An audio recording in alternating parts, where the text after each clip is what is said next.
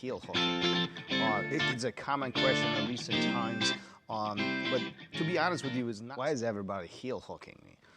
It's a common question in recent times, but to be honest with you, is not specifically about the heel hooks themselves or leg attacks themselves. There's a theme that is unfolding in jiu-jitsu and sport jiu-jitsu as we go through these times. If you look back, 10 years ago, 20 years ago, and as you create these milestones of jiu-jitsu progression from a historical perspective, you will find these points of time where specific concepts or specific techniques were they were very interesting. There was a lot of attention around specific things. I remember De La Riva was a huge guard sweeping opportunity. Everybody was studying it. A little bit later, half guard was taken to the next level, if you will. There was a lot of attention on half guard. As time went on, pressure passing became very popular. Deep half, 50-50 had its own time, its own segment in time, and today we find ourselves in a position where leg locks are getting a lot of attention. Is it right? Is it wrong? No, absolutely neither. It is just a point of time where a lot of people put a lot of emphasis on that particular concept, on that particular system, which does two things. One, it creates awareness of that specific subject, which is great. Allows us to explore, allows us to put ourselves in vulnerable positions and continue studying. But as you find yourself in these positions, in these times where these specific techniques, specific concepts are getting more attention, don't forget about other things. What often happens is that students hyper focus on one particular thing, and they think that that one subject is the answer to all of it, and we become masters of it, and we become bulletproof almost, right?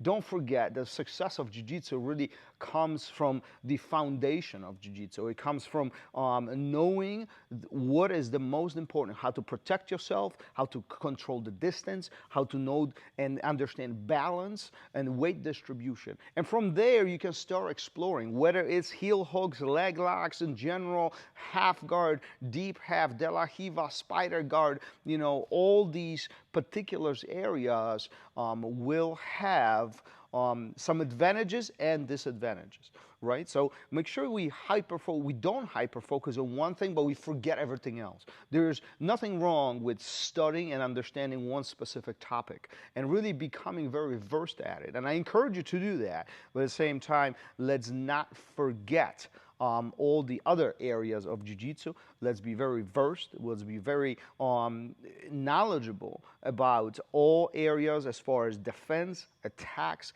passing, reversing, submissions, right? All those are very, very important to our success. And the second component of why leg locks particularly right now are so allowed, if you will, they are visible everywhere. Well, because there is a small group of individuals who really pioneered or really reintroduced leg attacks. And leg attacks up to recently were really frowned upon.